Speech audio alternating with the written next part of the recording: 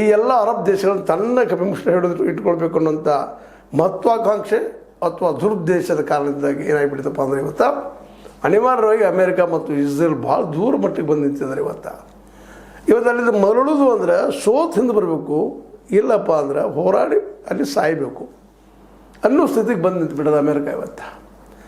ನಮ್ಮಲ್ಲಿ ಹೇಳ್ತಾರಲ್ರಿ ಕನ್ನಡದಲ್ಲಿ ಗಾದಿ ಮಾತದ ಆಡಾಡ್ತಾ ಅಡಿಗೆ ಕೂಡಿದ್ರು ಅಂತ. ಇಲ್ಲೇ ಆಡ್ತಾ ಇದ್ರು ಚೆನ್ನಾಗಿ ಎಷ್ಟೇ ಸಣ್ಣ ದೇಶಗಳು ಹಂಚಿಕೊಂಡು ಆಟ ಮಾಡ್ಕೊಂಡು ನಾ ಸೂಪರ್ ಪವರ್ ಅಂತೇಳಿ ಅದರ ವರೆಗೆ ಹೆಚ್ಚು ಕೆಲಸ ಮಾಡಿಬಿಟ್ರು ಇವತ್ತು. ಇರಾನದ ಶಕ್ತಿಯನ್ನು ಅರ್ಥ ಮಾಡಿಕೊಳ್ಳೇ ಇಲ್ಲ. ಇರಾನದಲ್ಲಿ ಕೆಲವೊಂದಿಷ್ಟು ವಿರೋಧಿತ್ತು, ಅವ್ರ ವಿರೋಧವಾಗಿ, ಖಮೇನಿ ವಿರೋಧವಾಗಿತ್ತು ಇಲ್ಲಂತಲ್ಲ. ಅದರ ಸಂಖ್ಯೆ ಎಷ್ಟು, ಏನು, ಅವ್ರು ಯಾರು, ಎಂಥವರು, ಅದು ಅವ್ರ ಶಕ್ತಿ ಎಷ್ಟದ ಅದನ್ನು ತಿಳ್ಕೊಳ್ಳಲು ಸಹಿತ ಮೊಸಾದ್, CIA, FBI ಇವೆಲ್ಲರೂ ಅಪಯಶಸ್ಸನ್ನು ಹೊಂದಿದ್ದು ಇವತ್ತಿನ ಈ ರಿಸಲ್ಟ್ಗಳು ಸಾಕ್ಷಿ.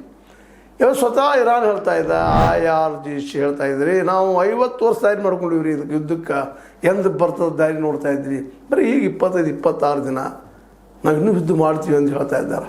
ಇಂಥ ಪ್ರಸಂಗದಲ್ಲೇ ಇವರು ಸೋಲಿಸಲೇಬೇಕು ಅನ್ನೋಂಥ ಹಳ್ಳಕ್ಕೆ 5 ದಿವಸ ಏನೋ ಯುದ್ಧ ವಿರಾಮ ಘೋಷಣೆ ಮಾಡಿಕೊಂಡ್ರು.